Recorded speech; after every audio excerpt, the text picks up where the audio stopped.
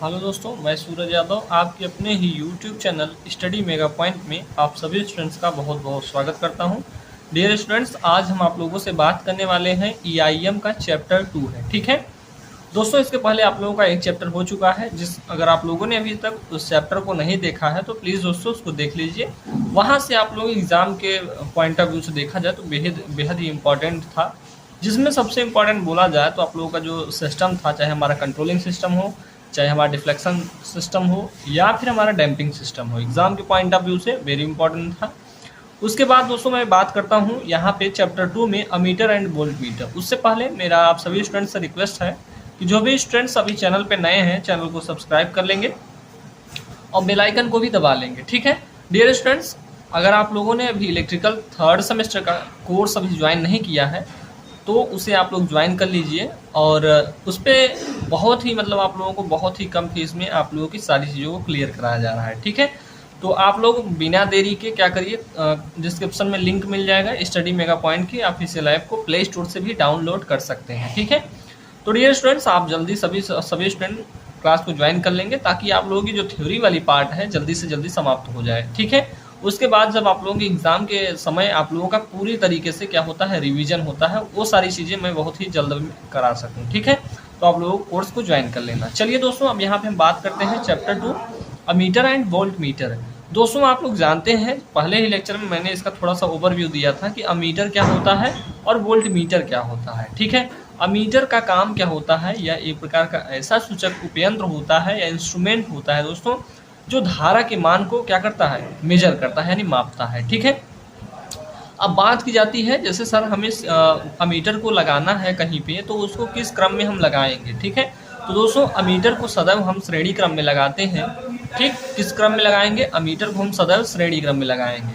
अब बात करते हैं दोस्तों आप लोगों का वोल्ट मीटर। तो वोल्ट मीटर एक प्रकार का ऐसा सूचक उपयंत्र होता है जो परिपथ में समांतर क्रम में लगाया जाता है तथा किसको मापे गए, वोल्टेज को या हम कह सकते हैं वोल्टता की मापन करता है। ठीक है, तो आप लोग आशा करता हूं अमीटर एंड वोल्टमीटर क्या होता है इसके बारे में आप लोग जान चुके होंगे। ठीक है दोस्तों, चलिए अब हम बताते हैं अमीटर क्या होता है। एग्जाम के पॉइंट ऑफ व्यू से इंपॉर्टेंट है, आप लोग एग्जाम में आया हुआ क्वेश्चन है। ठीक है, अमीटर की बात करेंगे दोस्तों, यहाँ पे अमीटर लिखा हुआ है वह सूचक उपयंत्र जो किसी परिपथ में वैद्युत धारा मापने में प्रयोग लाया जाता है। यानी कहने की बात यह है कि ऐसा सूचक उपयंत्र होगा जिसका काम क्या होगा, विद्युत धारा को मापना होगा। ठीक है, इसकी कुंडली बहुत कम प्रतिरोध वाली होती है, यानी इसकी जो क्वाइल होती है दोस्तों, जो क्वाइल होती है वो बहुत कम प्रतिरोध वाली होती है।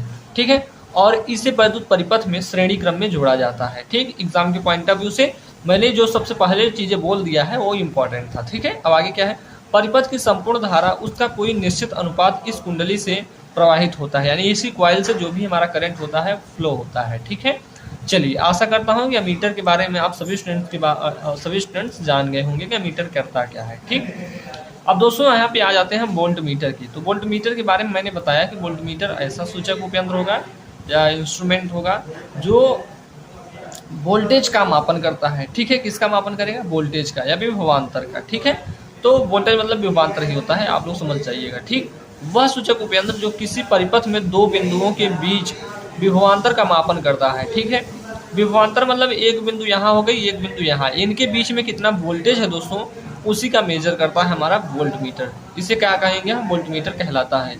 इसको विद्युत परिपथ के समांतर क्रम में लगाया जाता है। ठीक है, इसको किस क्रम में लगाया जाएगा, समांतर क्रम में। आप लोगों को चीज़ें याद रखना है, जो इसका की पॉइंट है दोस्तों वो आप लोगों को पता होना चाहिए। जैसे मैंने बोला अमीटर क्या होता है, तो आप लोगों को लिखने का ढंग जो होगा, लिखेंगे क्या कि वह सूचक उपयंत्र जो विद्युत परिपथ में धारा का मान ज्ञात करने के लिए प्रयोग किया जाता है, अमीटर कहलाता है। इसे विद्युत परिपथ में श्रेणी क्रम में लगाया जाता है। ठीक है, तो इतनी बातें आप लोग लिख लेंगे। और इसको भी उसी तरीके से लिख सकते हैं, वोल्टमीटर एक ऐसा उपयंत्र होता है, सूचक उपयंत्र होता है जो वोल्टेज का मापन करता है। ठीक है, अब बात यहाँ पे है दोस्तों कि यहाँ पे लिखा है दो बिंदुओं के बीच का, तो यहाँ पे हम बोल सकते हैं वोल्टेज का मापन करता है, तो हो जाएगा हमारा पूरा काम। ठीक है, तो आप लोग इसका भी लिख लेंगे। दूसरी पॉइंट क्या लिखेंगे कि इसको विद्युत परिपथ के समांतर क्रम में लगाया जाता है। ठीक है, चलिए नेक्स्ट पॉइंट की बात करते हैं दोस्तों। इसकी कुंडली का प्रतिरोध बहुत अधिक होता है, जबकि हमारे अमीटर का कुंडली का प्रतिरोध जो था वो बहुत कम था। ठीक है, इस कुंडली में प्रवाहित होने वाली वैद्युत धारा मापे जाने वाली वोल्टता के क्या होता है, डायरेक्टली यानी कह सकते हैं समानुपाती होता है। यानी जो हमारी मेजर्ड वैल्यू होगी करंट के क्या होगी, समानुपाती होगी। दोस्तों यहाँ पे यदि नगण्य धारा वोल्टेज में विक्षेपित प्रदान करती है, यही मतलब जो ये हमारा बता रहा है ना कि जो वोल्टता के समानुपाती होता है, यही नगण्य धारा जो होती है यानी न के बराबर जो धारा होगी वो वोल्टमीटर में विक्षेप प्रदान करती है। ठीक है, तो दोस्तों आप लोगों को वोल्टमीटर में इतना पता होना चाहिए। नेक्स्ट चलते हैं दोस्तों, यहाँ पे आप लोगों के सिलेबस का पॉइंट है, टॉपिक है कि अमीटर तथा वोल्टमीटर में डिफरेंस बताइए। जैसा कि आप लोगों को मैंने पहले भी बता रखा है कि अब देखेंगे इनमें लिखना क्या है, 4 पॉइंट आप लोगों को याद होना चाहिए। ठीक है, कितने पॉइंट्स, मैक्सिमम 4 पॉइंट याद रहेंगे तो आप लोगों का मतलब कि पूरा नंबर मिल जाएगा। ठीक दोस्तों, चलिए बात करते हैं अमीटर की। तो दोस्तों आप लोगों ने जाना है कि अमीटर काम क्या होता है। पहले आप लोगों को लिखना है अमीटर का काम। तो इसका सिंपल सा लैंग्वेज में लिख सकते हैं कि इसका उपयोग हम धारा के मापन में प्रयोग करते हैं। ठीक है, कहाँ पे प्रयोग करेंगे, धारा के मापन में। ठीक है, वहीं पे हम वोल्टमीटर की बात करें तो वोल्टमीटर का यूज कहाँ पे करेंगे दोस्तों, तो इसको हम वोल्टेज के मापन में इसका यूज कर लेंगे। ठीक है सर, अमीटर का रेजिस्टेंस आपने बताया लो होता है, जबकि हमारे वोल्टमीटर का रेजिस्टेंस जो होता है हाई होता है। सर आपने ये भी बताया कि जो अमीटर होता है विद्युत परिपथ या सर्किट में श्रेणी क्रम में जोड़ा जाता है, जबकि वोल्टमीटर को हम परिपथ के समांतर क्रम में जोड़ते हैं। तो दोस्तों ये थोड़ी थोड़ी पॉइंट्स जो है आप लोगों की बड़ी पॉइंट्स बन जाती हैं। ठीक है, याद होना चाहिए। ठीक है, और दोस्तों नेक्स्ट पॉइंट क्या है, इसमें शून्य प्रतिरोध शॉर्ट सर्किट होता है। यानी कहने की बातें हैं, हमारा जब शॉर्ट सर्किट होगा तो शून्य प्रतिरोध दिखाएगा, लेकिन वोल्टमीटर में अगर हमारा लेकिन यहाँ पे देख सकते हैं कि वोल्टमीटर में उच्च प्रतिरोध ओपन सर्किट होता है, यानी उच्च हाई रेजिस्टेंस को दिखाएगा। तो इसका मतलब आप लोग समझ लीजिएगा कि हमारा ओपन सर्किट है। ठीक है दोस्तों, आशा करता हूं कि ये पॉइंट्स जो थे आप लोगों को याद हो गए होंगे। हमने अभी तक आप लोगों को बताया कि अमीटर क्या होता है, वोल्टमीटर क्या होता है, अमीटर एंड वोल्टमीटर में आप लोगों को अंतर बता दिया। ठीक है दोस्तों, अब दोस्तों आगे चलते हैं। इसी प्रकार से हमारा एग्जाम के पॉइंट ऑफ व्यू से देखा जाए तो बेहद इंपॉर्टेंट आ जाता है। आप लोगों का एक क्वेश्चन तो इंपॉर्टेंट था ही, अमीटर एंड वोल्टमीटर। अब दोनों क्वेश्चन था दोस्तों, एक अमीटर या वोल्टमीटर पूछा जा सकता है। अमीटर तथा वोल्टमीटर से आप क्या समझते हैं, संक्षेप में वर्णन कीजिए। दूसरा क्या पूछ सकता है क्वेश्चन, यहाँ से पहले वाले जो टॉपिक आप लोगों ने पढ़ा, अमीटर तथा वोल्टमीटर में अंतर स्पष्ट कीजिए। ठीक है दोस्तों, यहाँ से आप लोगों को एग्जाम के पॉइंट ऑफ व्यू से देखा जाए, बेहद इंपॉर्टेंट बोला जाए तो मूविंग आयरन इंस्ट्रूमेंट होता है। ठीक है, अब दोस्तों मूविंग आयरन इंस्ट्रूमेंट जो होता है उसको आप लोगों को पढ़ना होगा। ठीक है, इसमें मूविंग आयरन इंस्ट्रूमेंट जो होता है 2 प्रकार के होते हैं। ठीक, कौन कौन से होंगे दोस्तों, मूविंग मतलब घूमने वाला चल, जिसे हम बोलेंगे मूविंग मतलब चल, यहाँ पे लिखा चल, आयरन मतलब लौह, इंस्ट्रूमेंट मतलब उपयंत्र, यानी चल लौह उपयंत्र हिंदी में भी आप लोगों को याद रखना होगा। ठीक है, चलिए अब बात करते हैं दोस्तों मूविंग आयरन इंस्ट्रूमेंट। हमने आप लोगों को बताया 2 प्रकार का होता है, एक होता है attraction type moving iron instrument, एक होता है रिपल्सन। ठीक है, रिपल्सन मतलब होता है प्रतिकर्षण प्रारूपी चल लौह उपयंत्र, अट्रैक्शन मतलब होता है आकर्षण प्रारूपी चल लौह उपयंत्र। ठीक है दोस्तों, दोनों लैंग्वेज में आप लोगों को याद रखना है। आप लोगों से एग्जाम में करता क्या है कि हिंदी इंग्लिश दोनों करके पूछ लेता है। ठीक है, तो ऐसे ही पूछ सकता है, जो इंग्लिश लिखा है इसी को अट्रैक्शन हिंदी में लिख देगा, attraction type moving iron instrument लिख देगा, तो आप लोग इसमें थोड़ा कंफ्यूज हो जाएंगे कि ये तो पता नहीं क्या लिख दिया। तो दोनों लैंग्वेज को याद रखेंगे। ठीक है, हिंदी और इंग्लिश दोनों को याद रखेंगे, एग्जाम में ऐसे ही पूछा जाता है। ठीक है दोस्तों, अब हम बात करते हैं यहाँ पे एग्जाम के पॉइंट ऑफ व्यू से, तो बेहद इंपॉर्टेंट है, एग्जाम में कई बार आ चुका है। इसको आप लोगों को कोई हमारा याद हो, लेकिन इसको आप लोग एग्जाम से पहले प्रैक्टिस जरूर करेंगे। ठीक है, जब इसकी इंपॉर्टेंट क्वेश्चन की सीरीज दी जाएगी दोस्तों, यानी चैप्टर 1 एंड चैप्टर 2 की जो इंपॉर्टेंट क्वेश्चंस होंगे वो आप लोगों के ऐप पे अपलोड कर दिए जाएंगे। ठीक है, तो सभी स्टूडेंट ऐप को डाउनलोड कर लेंगे, प्ले स्टोर से भी डाउनलोड कर सकते हैं, डिस्क्रिप्शन में लिंक मिल जाएगी, उससे भी डाउनलोड कर सकते हो। ठीक है, चलिए आप लोग क्लास को जल्दी ज्वाइन कर लेंगे, जिससे आप लोगों की क्लासेस बहुत ही अच्छे वे में खत्म करा दी जाए। ठीक दोस्तों, चलिए अब हम बात करते हैं attraction type moving iron instrument. ठीक है, जिसे हम बोलते हैं आकर्षण प्रारूपी चल लौह उपयंत्र। दोस्तों इसको समझना होगा आप लोगों को एग्जाम के पॉइंट ऑफ व्यू से, तो वेरी इंपॉर्टेंट है, ये आप लोग जानते हैं। दोस्तों हम इसके संरचना को बात करेंगे, यानी कंस्ट्रक्शन की बात करते हैं तो होता क्या है इसके बारे में समझ लीजिए सबसे पहले, ठीक है। कि इस प्रकार के विक्षेपण प्रणाली मृद लोहे, यानी मृद मतलब होता है सॉफ्ट, मृद लोहे के टुकड़े से निर्मित होती है, ठीक है, जो किलित धुरी पर स्थित हो। किलित धुरी का मतलब होता है एक निश्चित दूरी पर, ठीक है, तथा एक परिनालिका द्वारा एक कुंडली से बनी होती है। जो हमारा यहाँ पे बात करेंगे दोस्तों, ये आप लोगों का फिगर आप लोगों को दिख रहा होगा। तो दोस्तों ये परिनालिका होती है, क्या होती है, जिससे यहाँ पे लिखा गया है चूलदार स्प्लिंडर जो होता है, स्पिंडल होता है, ये किस प्रकार का होता है ये आप लोगों को समझना होगा कि यही हमारा किस परिनालिका या एक कुंडली नुमा होता है, ठीक है। वैद्युत रोधक तार को लपेट कर कुंडलियां बनाई जाती हैं। कुंडली का मतलब आप लोग समझ लीजिए कि मतलब कि तार होगा, उसको हम गोल गोल लपेट देंगे, ऐसे ऐसे करके लपेट देंगे तो वही हमारा हो जाता है क्वाइल। और क्वाइल के समूह को हम क्या बोलेंगे, वाइंडिंग बोलते हैं, ठीक है दोस्तों, ये बात आप लोगों को पता होना चाहिए, ठीक है। लपेट कर बनाई जाती हैं जिसमें संबंध स्थिति के साथ वैद्युत धारा प्रवाहित होती है, यानी उसके कारण क्या होता है, इसमें हमारी कुंडलियों में धारा प्रवाहित होती है, ठीक है। लोहे की डिस्क इस प्रकार व्यवस्थित की जाती है कि डिस्क का अधिकतम भाग कुंडली के अंदर गति करता है। इसमें नियंत्रण बलाघूर्ण के लिए कमानी नियंत्रण बलाघूर्ण का प्रयोग किया जाता है, यानी कंट्रोलिंग के लिए हम किस प्रकार का बलाघूर्ण का यूज करेंगे, कमानी नियंत्रण बलाघूर्ण का यूज करेंगे। अवमंदन प्रणाली की बात करेंगे तो यहाँ पे हम अवमंदन प्रणाली के लिए वायु घर्षण अवमंदन प्रणाली का यूज करते हैं, यानी एयर फ्रिक्शन डैम्पिंग सिस्टम का हम यूज करते हैं, ठीक है। किसमें दोस्तों, तो आप लोग बोल देंगे एडक्शन टाइप इंस्ट्रूमेंट में। की पॉइंट्स क्या था इसमें, इंपॉर्टेंट ये था दोस्तों कि इसमें नियंत्रण बलाघूर्ण के लिए कमानी नियंत्रण का प्रयोग किया जाता है, ठीक है। तो दोस्तों इसको थोड़ा मार्क कर लेंगे आप लोग, यहाँ से जहाँ से मैं बोल रहा हूँ कि इसमें यहाँ से लेके पूरी ये पॉइंट आप लोगों को पूरी हमारी हाईलाइट होनी चाहिए, ठीक है। एग्जाम में कुछ इस प्रकार से नहीं कर सकते हैं, तो एग्जाम में तो हाईलाइटर यूज नहीं किया जा सकता, बट आप लोग पेन से ऐसे अंडरलाइन कर सकते हैं, ठीक है। ये हमारी इंपॉर्टेंट, ठीक है दोस्तों। चलिए अब बात करते हैं यहाँ पे कंस्ट्रक्शन। दोस्तों कंस्ट्रक्शन क्या है, तो यहाँ पे एक क्वाइल हमारी बनाई गई है, कुछ इस प्रकार से क्वाइल बनी है, ठीक है। तो दोस्तों एक क्वाइल आप लोगों को दिख रही है और इसी क्वाइल के अंदर एक हमारा स्पिंडल होता है, यानी जिसे हम बोलते हैं चूलदार स्पिंडल। दोस्तों आप लोगों को मैंने बोला यहाँ पे किस प्रकार की डैम्पिंग यूज की जाती है, तो यहाँ पे हमारी एयर डैम्पिंग यूज की जाती है, ठीक है। कौन सी, एयर डैम्पिंग या एयर फ्रिक्शन डैम्पिंग बोल सकते हैं, ठीक है। चलिए अब बात करते हैं दोस्तों एयर फ्रिक्शन डैम्पिंग के बारे में, आप लोगों को सारी चीज़ें बता रखा है। अब यहाँ पे हम बात करते हैं यहाँ पे होता क्या है, तो यहाँ पे दो कुंडलियों के बीच में जब हम क्या रखते हैं, यहाँ पे हमारे किलित धुरी पे एक कुंडली रखी जाती है, तो इनमें क्या होता है, यहाँ पे नंबर ऑफ मैग्नेटिक लाइंस बनती है, ठीक है दोस्तों। यहाँ पे चुंबकीय क्षेत्र बनता है जो चुंबक के कारण क्या होता है, उत्पन्न होता है, ठीक है। धारा के कारण, सॉरी यहाँ पे करंट के कारण क्या होता है, चुंबकीय क्षेत्र बन जाता है, ठीक है। अब दोस्तों यहाँ पे हम बात करेंगे तो ये हमारा जो होता है संतुलित भार होता है, मतलब इसको एक मतलब कि रखे, मतलब कि इस प्रकार से हम बोल सकते हैं कि एक भार होता है ताकि बैलेंस रहे सिस्टम, ठीक है। बाकी इधर की जो पॉइंट्स लिखी हैं इसको जानते हैं, स्केल होता है, ये हमारा संकेतक होता है।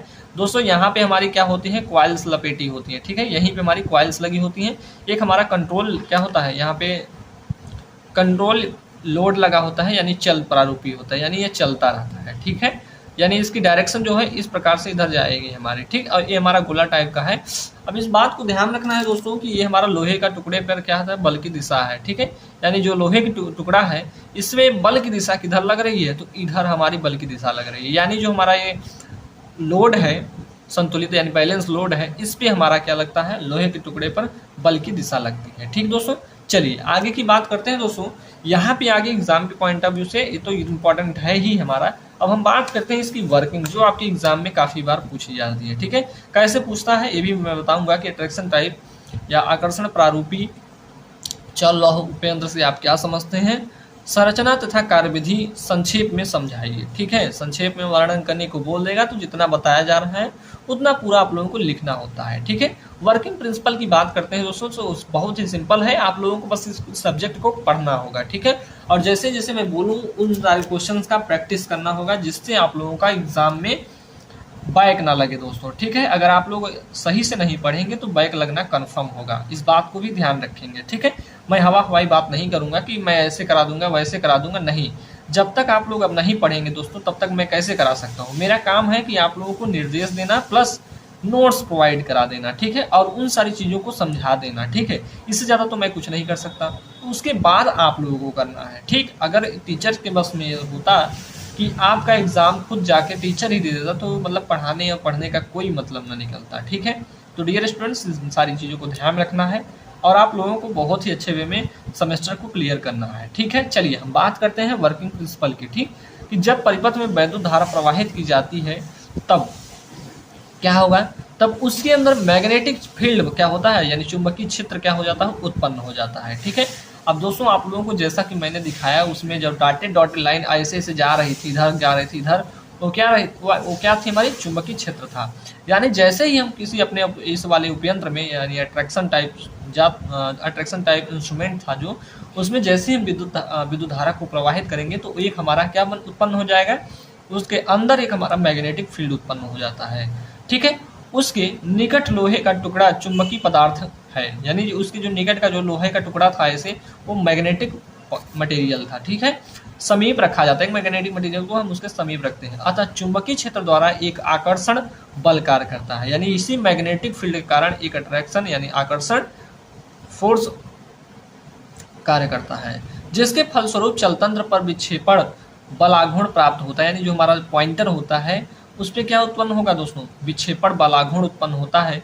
यही इसमें हमारा स्प्रिंग में विक्षेपण के समय घुमाव आ जाता है। जैसे ही हमने आप लोगों को बोला कि जैसे ही हमारे इसमें क्या होगा, पॉइंटर में हमारा जैसे ही विक्षेप होगा, जो कॉइल लगी होगी दोस्तों वहाँ पे हमारे यहाँ पे वो क्या कर देते हैं, उसमें घुमाव आ जाता है, ठीक है, उसमें क्या आ जाएगा, घुमाव आ जाएगा, ठीक। अब जैसे ही घुमाव आ जाता है तो विभिन्न क्या करता है, जो नियंत्रक होता है यानी नियंत्रक बलाघूर्ण प्रदान करता है, यानी कंट्रोलिंग के लिए बलाघूर्ण प्राप्त करेगा।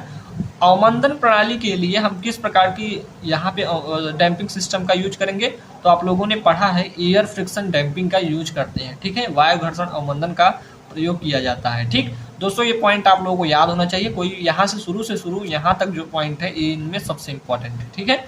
दोस्तों एक चीज ध्यान रखना होगा कि हमें किस प्रकार के सिस्टम इसमें यूज किए जा रहे हैं, डैम्पिंग सिस्टम और कंट्रोलिंग सिस्टम आप लोगों को याद होना चाहिए, ठीक है।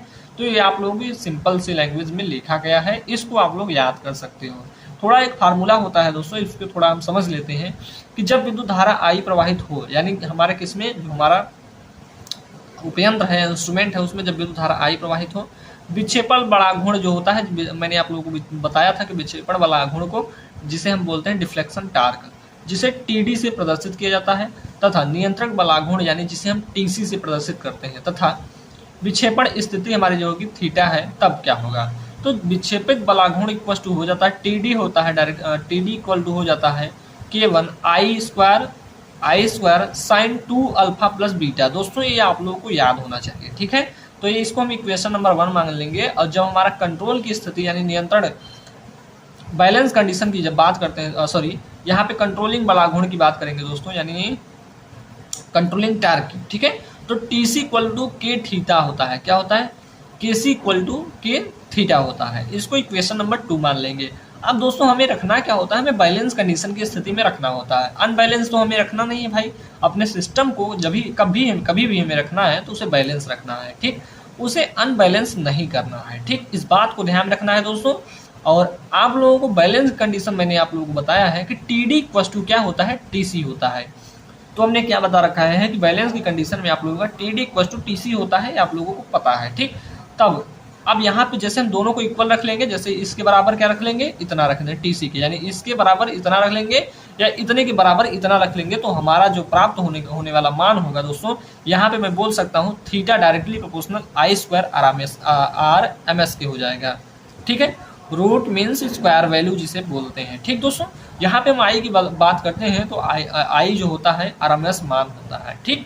आरएमएस वैल्यू आप लोगों के उस सिस्टम में हमारी जो करंट होगी, करंट की ये आरएमएस वैल्यू होगी, ठीक दोस्तों।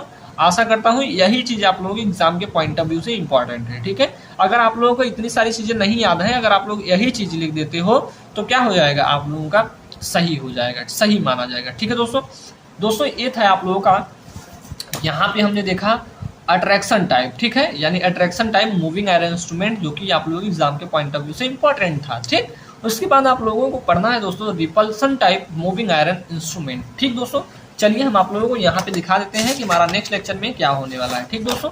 यहाँ पे हम नेक्स्ट लेक्चर में आप लोगों से पढ़ने वाले होंगे क्या, यहाँ पे हमारा होगा क्या दोस्तों, रिपल्सन यानी प्रतिकर्षण प्रारूपी लौह उपयंत्र, या हम बोल सकते हैं चल लौह बोल सकते हैं। ठीक है, कोई दिक्कत नहीं। आप लोग यहाँ पे लिखा हुआ है कि repulsion type moving iron instrument. Exam के पॉइंट ऑफ व्यू से दोस्तों ये भी इंपॉर्टेंट है, तो इसको हम नेक्स्ट लेक्चर में देख लेंगे दोस्तों। और इससे पहले आप लोगों से रिक्वेस्ट है कि अगर आप लोगों ने अभी तक चैनल को सब्सक्राइब नहीं किया है तो चैनल को सब्सक्राइब कर लेंगे और बेल आइकन को भी प्रेस कर लेंगे। ठीक है दोस्तों, और जल्दी से जल्दी सभी स्टूडेंट क्लास को ज्वाइन कर लेंगे। डिस्क्रिप्शन में लिंक मिल जाएगा ऐप का, और कोर्स की भी लिंक मिल जाएगी, तो कोर्स को सीधे ज्वाइन कर लीजिए दोस्तों, ताकि आप लोगों का एग्जाम से पहले ही सारी चीज़ों को क्या कराया जाए, क्लियर कराया जा सके। ठीक है दोस्तों, मशीन की क्लासेस अब चैप्टर, हाँ एक इंपॉर्टेंट पॉइंट और था सर, इसका पीडीएफ हमें दे दीजिए। बहुत सारे स्टूडेंट्स ने हमसे पूछा पीडीएफ कहाँ मिलेगा, तो उनसे मेरा रिक्वेस्ट है भाई, आप ऐप को डाउनलोड कीजिए, कोर्स को जल्दी से ज्वाइन करिए और सारी पीडीएफ को आप पा जाइए। ठीक है, एग्जाम से पहले आप लोगों को सारी चीज़ें क्लियर कराई जाएगी, ये आपका नहीं आपके गुरुजी का वादा है। ठीक है, आप एक बार क्लास को ज्वाइन कर लेते हैं तो पूरी जिम्मेदारी हमारी हो जाती है। ठीक दोस्तों, चलिए आज के लिए इतना ही रखते हैं, मिलते हैं आप लोगों से नेक्स्ट लेक्चर में, तब तक के लिए जय हिंद जय भारत।